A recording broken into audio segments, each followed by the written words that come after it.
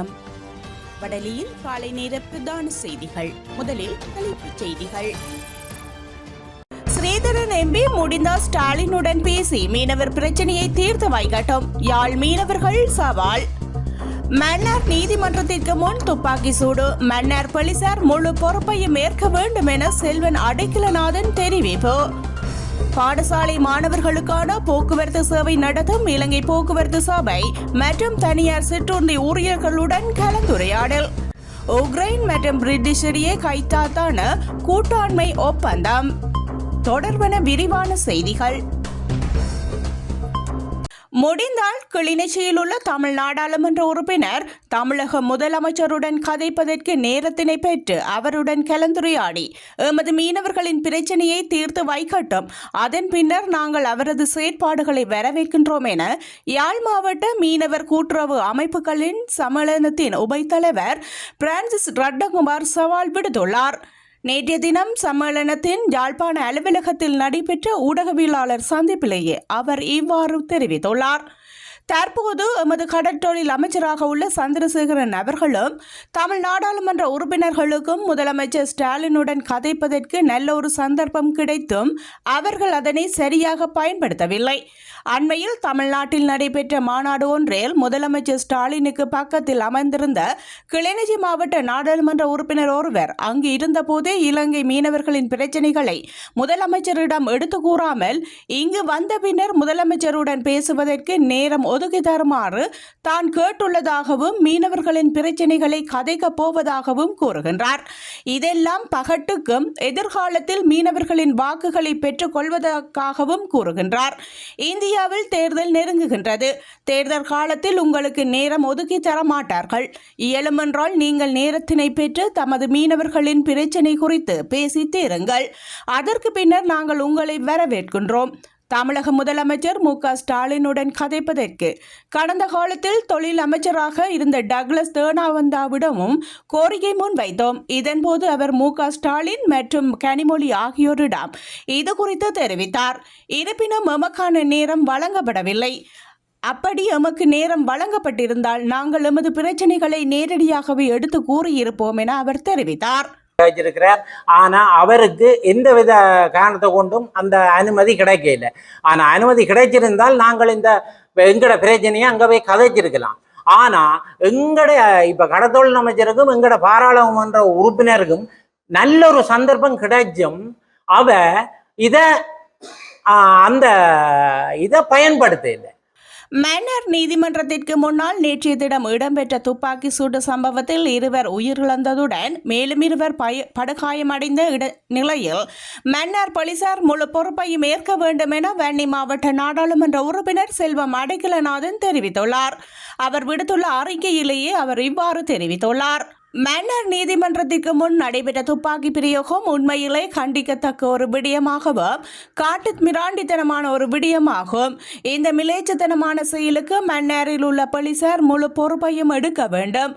நொச்சிக்குளம் மக்கள் தொடர்ந்தும் பழிவாங்கப்படுகின்றார்கள். இன்றும் தொடர்ச்சியாக அந்த நொச்சிக்குள கிராமத்தின் மக்கள் படிப்படியாக படுகொலை செய்யப்படுகின்ற சூழல் காணப்படுகின்றது. இந்த விடயத்தை கடந்த அரசாங்கத்தில் மக்கள் பாதுகாப்பு தொடர்பாளர் அமைச்சரோடு நான் நேரடியாக பேசியிருந்தேன். காரணம் துப்பாக்கி பாவிக்கப்பட்டுள்ளது. முன்னர் AK-47 பாவிக்கப்பட்டுள்ளது. இப்பொழுது எந்த வகையான துப்பாக்கி பாவிக்கப்பட்டுள்ளது என்பது தெரியப்படவில்லை. இந்த துப்பாக்கி பிரயோகம் நொச்சிக்குளம் மக்களை பார்த்து தான் பிரயோகிக்கப்படுகின்றது என்ற விடயம் எல்லோருக்கும் தெரிந்தது. மன்னார் போலீசாருடைய மெத்தன போக்கும் இதில் அடங்கி இருக்கின்றது. அந்த கிராமத்து மக்கள் அச்சத்தோடு வாழும் சூழலிலே மீண்டும் மன்னார் நீதிமன்றத்திற்கு முன் இந்த படுகொலைகள் நடைபெற்றிருக்கின்றது. ஆகவே இது கண்டிக்கத்தக்க விடயமாகும். இந்த விடயம் சம்பந்தமாக ஜனாதிபதி அவர்களினது கவனத்திற்கும் பாராளுமன்றத்தின் கவனத்திற்கும் முக்கியமான விடயமாக கொண்டு வரவுள்ளேன். ஏனென்றால் இது தொடர்ச்சியாக நடைபெறுகின்ற விடயமாக இருக்கின்றது. போன உயிர்களை மீளப்பெற முடியாது. துப்பாக்கி பிரயோகத்தினால் உயிர் நீத்த குடும்பங்கள் பல அந்த கிராம மக்கள் அச்சத்தோடு வாழ்கின்ற நிலைமை தொடர்கின்றது. ஆகவே இதன் முழு பொறுப்பையும் போலீசார் எடுக்க வேண்டும்.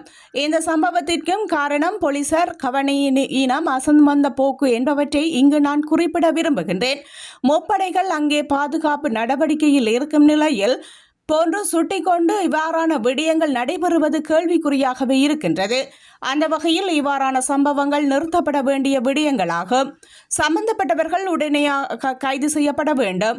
இதற்கான குழு அடங்கிய புலனாய்வுத்துறை நடவடிக்கைகளை போலீசார் உடனடியாக ஆரம்பித்து செயலில் இறங்க வேண்டும். மன்னாரில் உள்ள போலீசாரை மட்டும் வைத்து இதற்குரிய நடவடிக்கைகளை செய்து கொள்வது முடியாத காரியமாகும். எனவே கொழும்பில் இருந்து விசேட குழு அடங்கிய போலீசார் வரவழைக்கப்பட வேண்டும்.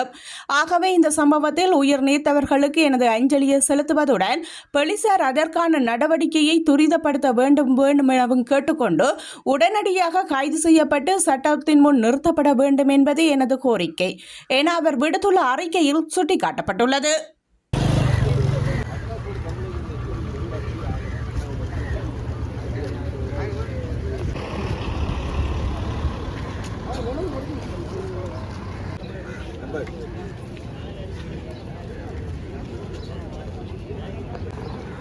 பாடசாலை மாணவர்களுக்கான போக்குவரத்து சேவை நடாத்தும் இலங்கை போக்குவரத்து சபை மற்றும் தனியார் சிற்றுந்தி உரிமையாளர்களுடனான கலந்துரையாடலானது அரசாங்க அதிபர் மருதலிங்கம் பிரதீபன் அவர்களின் தலைமையில் நேற்றைய தினம் அரசாங்க அதிபர் அலுவலகத்தில் இடம்பெற்றது. இந்த கலந்துரையாடலில் பாடசாலை மாணவர்களின் போக்குவரத்து சேவைகளில் ஏற்படும் தடங்கல்கள் தொடர்பாக விரிவாக ஆராயப்பட்டு பின்வரும் தீர்மானங்கள் எடுக்கப்பட்டன. கொழும்பு துறையில் இருந்து யாழ்ப்பாண நகருக்கு வரும் பாடசாலை மாணவர்களுக்கான இலங்கை போக்குவரத்து சபை மற்றும் தனியார் சிற்றூர்தியின் நேர ஒழுங்குகள் சீர் செய்யப்பட்டது. மருதங்கேணி கட்டைக்காட்டிலிருந்து உடுத்துறை வரும் பாடசாலை மாணவர்களுக்கான இலங்கை போக்குவரத்து சபையின் பேருந்து சேவை மற்றும் உசன் கெட்பலி பகுதிகளில் இருந்து சாவகச்சேரி நகருக்கு வரும் பாடசாலை மாணவர்களுக்கான இலங்கை போக்குவரத்து சபையின் பேருந்து சேவைகள் தொடர்பாக பாடசாலை மாணவர்களின் பாடசாலை நேரத்திற்கு அமைவாக நேர ஒழுங்குகள் சீர் செய்யப்பட்டுள்ளது. அச்சுவேலி ராசபாதி வீதியூடாக யாழ்ப்பாண நகருக்கு வரும் இலங்கை போக்குவரத்து சபையின் பேருந்தில் பாடசாலை மாணவர்கள் இடையூறு ஏற்படாத வகையில் பேருந்து சேவை நடைபெறுவதனை சம்பந்தப்பட்ட உத்தியோகத்தர்களை கொண்டு உறுதி செய்வது எனவும் தீர்மானிக்கப்பட்டது. இந்த கலந்துரையாடலில் உதவி மாவட்ட செயலாளர், இலங்கை போக்குவரத்து சபையின் முகாமையாளர் மற்றும் சாலை முகாமையாளர், தனியார் சிற்றூர்தியின் சங்க தலைவர் மற்றும் உரிமையாளர்கள், சிறுவர் மேம்பாட்டு மாவட்ட இணைப்பாளர் மற்றும் பிரதேச செயலக சிறுவர் மேம்பாட்டு உத்தியோகத்தர்கள் உள்ளிட்ட பலர் கலந்து கொண்டனர். வடக்கு மாகாண வேலையில்லா பட்டதாரிகள் அனைவருக்கும் சமமான வேலை வாய்ப்பை வழங்க கோரி கவன ஈர்ப்பு போராட்டம் ஒன்று நேற்று நடத்தப்பட்டது. யாழ் முற்றவெளியில் அமைந்துள்ள நினைவு தூபியில் இருந்து ஆரம்பமாகிய கவன ஈர்ப்பு போராட்டம் தபால் கந்தோர் வீதியூடாக யாழ் பேருந்து நிலையத்தை சென்றடைந்தது. இதன்போது கவன ஈர்ப்பில் ஈடுபட்டவர்கள் பட்டதாரிகள் அணியும் உடைகளை அணிந்தவாறு பட்டதாரிகள் கூலி தொழிலில் ஈடுபடுவதை சித்தரிக்கும் வகையிலும் விசித்திரமான போராட்டத்தில் ஈடுபட்டிருந்தனர்.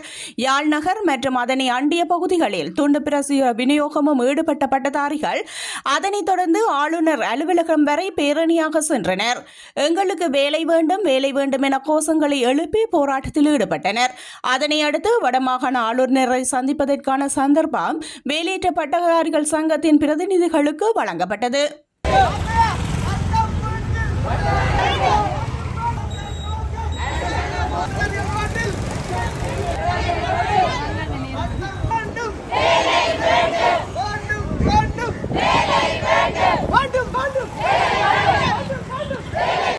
இன்றும் சில மருத்துவர்களை கடவுளாகவே மக்கள் பார்க்கின்றனர். ஒரு சில மருத்துவர்களின் செயற்பாடுகளினால் மக்களின் எண்ணங்களில் மாற்றம் ஏற்படுகின்றது. உயிரை காக்கும் பணியில் ஈடுபடும் மருத்துவர்கள் கடவுளுக்கு நிகரானவர்கள் என்பதை மனதிலிருந்து சேவையாற்ற வேண்டும் என வடக்கு மாகாண ஆளுநர் வேதநாயகன் கோரிக்கை விடுத்துள்ளார். வடக்கு மாகாண சுகாதார சுதேச மருத்துவ நன்னடத்தை சிறுவர் பராமரிப்பு சேவைகள் அமைச்சின் மீளாய்வு கூட்டம் வடக்கு மாகாண ஆளுநர் செயலகத்தில் நேற்று இடம்பெற்றது. வடக்கு மாகாணத்தில் அண்மையில் பரவிய எலிக்காய்ச்சல் மற்றும் டெங்கு காய்ச்சல் என்பவற்றை கட்டுப்படுத்துவதில் வடக்கு மாகாண சுகாதார திணைக்களத்தின் செயற்பாடு சிறப்பாக அமைந்ததாக வடக்கு மாகாண பிரதம செயலாளர் இளங்கோவன் குறிப்பிட்டார். மேலும் வடக்கு மாகாணத்தில் தாதிய உத்தியோகத்தர்களின் நிலுவை கொடுப்பனவுகள் அனைத்தும் வழங்கப்பட்டுள்ளன எனவும் சுட்டிக்காட்டினார். கடந்த காலங்களில் மேற்கொள்ளப்பட்ட திட்டங்களின் முன்னேற்றங்கள் தொடர்பில் விரிவாக ஆராயப்பட்டது. நடப்பு ஆண்டுக்குரிய திட்டங்கள் அனைத்தையும் இந்த மாதத்துக்குள் தயாரித்து முடிக்குமாறு அறிவுறுத்திய ஆளுநர் அக்டோபர் மாதத்துக்குள் அவை செய்து முடிக்கப்பட வேண்டும் என்றும் குறிப்பிட்டுள்ளார். சுகாதார திணைக்களத்தின் பணிப்பாளர் மருத்துவ கலாநிதி VSP பத்ரன வடக்கில் முழு இயங்கு நிலையில் செயற்படாத மாங்குளம், கிளிநொச்சி, பருத்தித்துறை மருத்துவமனைகளில் வெளிநாட்டு நிதியுதவியில் அமைக்கப்பட்ட சிறப்பு சிகிச்சை சத்திர நிலையங்களை விரைவில் இயக்குவதற்கு ஏதுவான நடவடிக்கை எடுக்கப்பட்டுள்ளதாக குறிப்பிட்டார். இதனை உடனடியாக செயற்படுத்துவதற்கான சாதகமான நிலைமைகள் தொடர்பில் ஆராயுமாறு ஆளுநர் பணித்ததுடன் விரைவில் இது தொடர்பான கலந்துரையாடலை ஏற்பாடு செய்யுமாறும் பணித்தார். நன்னடத்தை சிறுவர் பராமரிப்பு திணைக்கள அதிகாரி ஆணையாளர் சுஜீவா சிவதாஸ் சான்று பெற்ற பாடசாலை மற்றும் பாதுகாப்பு இல்லங்களில் தங்க வைக்கப்பட்டுள்ளவர்களுக்கான கல்வி வசதி உறுதிப்படுத்துவதற்கான கோரிக்கையை முன்வைத்தார். மேலும் இருக்கின்ற மருத்துவ வசதிகளை ஒழுங்குபடுத்தும் வகையில் வேலணை மருத்துவமனை மற்றும் ஊர்காவற்துறை மருத்துவமனை என்பவற்றை ஒருங்கிணைத்து செயற்படுத்துவது தொடர்பான யோசனை சுகாதார திணைக்கள பணிப்பாளரினால் முன்வைக்கப்பட்டது. முன்னோடி திட்டமாக இதனை செயற்படுத்துவதற்கு முன்னதாக சம்பந்தப்பட்ட சகல தரப்பினருடனும் கலந்துரையாடுமாறும் ஆளுநர் ஆலோசனை வழங்கினார். யாழ்ப்பாணம், கோட்டை மற்றும் நல்லூர் சங்கிலியன் பூங்கா என்பவற்றை அழகுபடுத்தும் திட்டம் தொடர்பான கலந்துரையாடல் வேலன் ஆளுநர் வேதநாயகன் தலைமையில் நேற்று இடம்பெற்றது. யாழ்ப்பாணம் கோட்டையை பல்வேறு பரிணாமங்களில் அழகுபடுத்தி எதிர்காலத்தில் அதனூடாக வருமானம் மீட்டும் செயல்முறைக்கு ஏற்றவாறு நகர அபிவிருத்தி அதிகார சபையால் தொல்பொருள் திணைக்களத்துடன் இணைந்து திட்டம் தயாரிக்கப்பட்டுள்ளது. அதற்கான நிதியை பெற்றுக்கொள்வது தொடர்பாகவும் இந்த திட்டத்தை எப்படி முன்னெடுக்கலாம் என்பது தொடர்பாகவும் இதன்போது கலந்துரையாடப்பட்டது.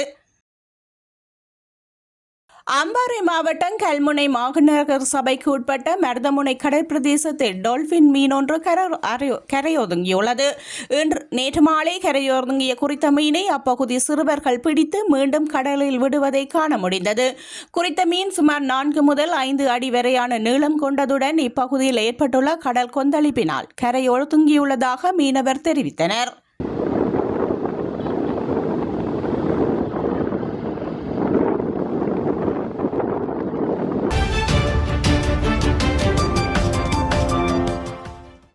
கியேவிற்கான ஆதரவை அதிகரிக்க போரினால் பாதிக்கப்பட்ட நாட்டிற்கு ஒரு அறிவிக்கப்படாத விஜயத்தின் போது பிரிட்டிஷ் பிரதமர் ஹெஸ்மான் உக்ரைனுடன் ஒரு மைல்கல் 100 ஆண்டு கூட்டாண்மை ஒப்பந்தத்தில் கையெழுத்திட்டார்.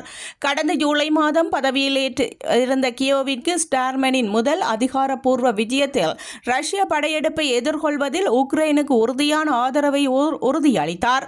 மேலும் சண்டையை முடிவுக்கு கொண்டு வருவதற்கான எந்தவொரு ஒப்பந்தமும் உக்ரைனின் பாதுகாப்பு மற்றும் சுதந்திரத்தை உத்தரவாதப்படுத்த வேண்டும் என்றும் குறிப்பிட்டார்.